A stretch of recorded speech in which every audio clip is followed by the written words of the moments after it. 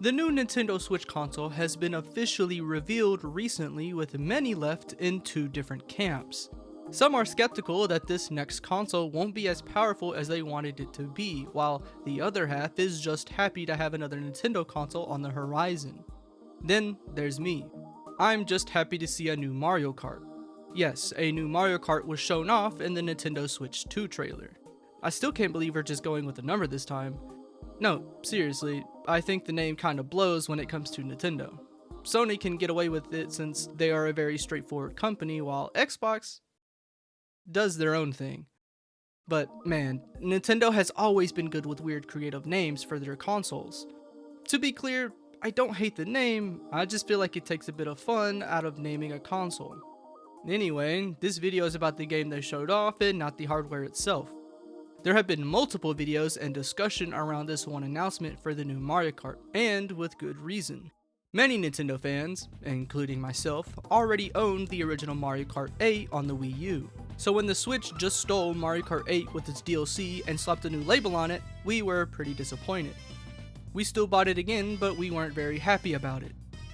In hindsight, this was very stupid, but it had a shiny new box art, and that's all it takes for Nintendo fans. I understand the reason why they repackaged it, but that doesn't take away the fact that we didn't have a new Mario Kart in the Switch's entire lifetime.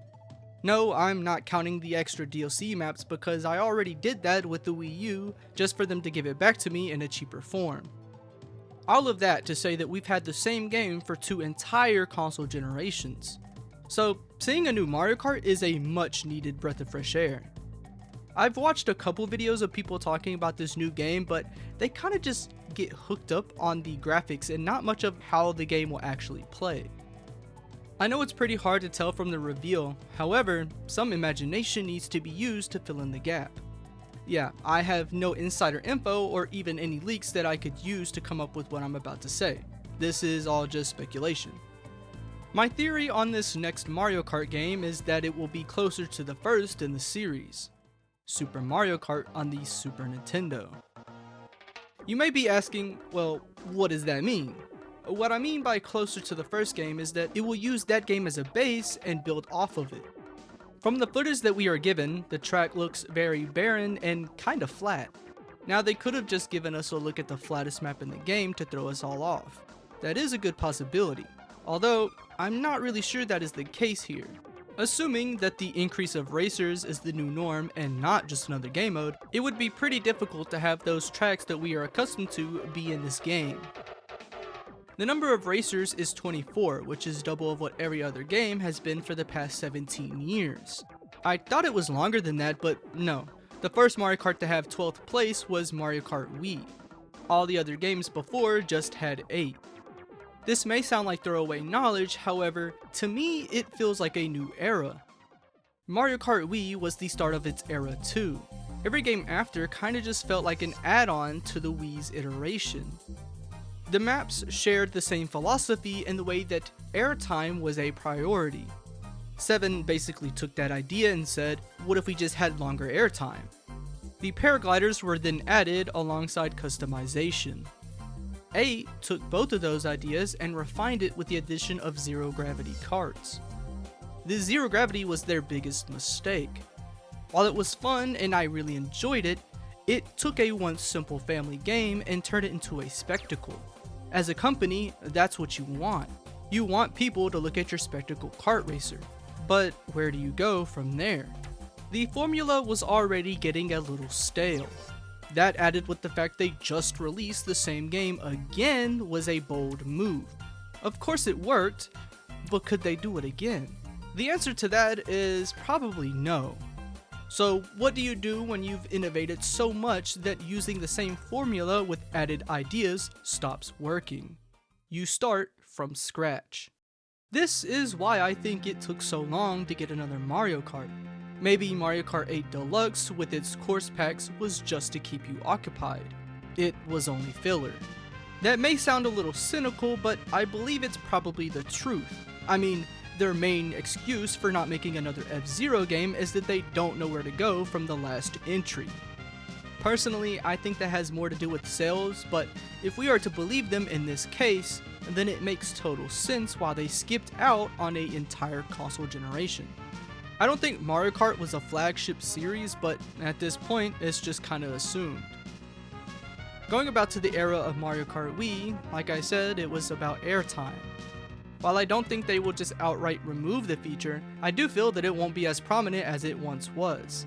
Even with 12 racers, it can feel frustrating to get hit while airborne and continuously get bumped into, to then be knocked off and now you're in last place.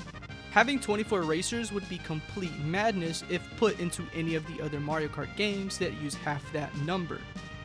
I wouldn't be surprised if all or most of the new maps were mostly flat to solve this problem.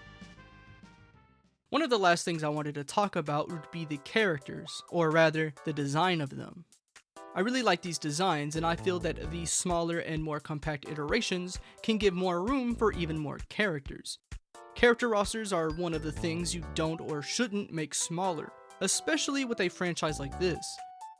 Fighting games can get away with it since the hardcore audience understands that implementing characters into a new engine may be more work than it's worth.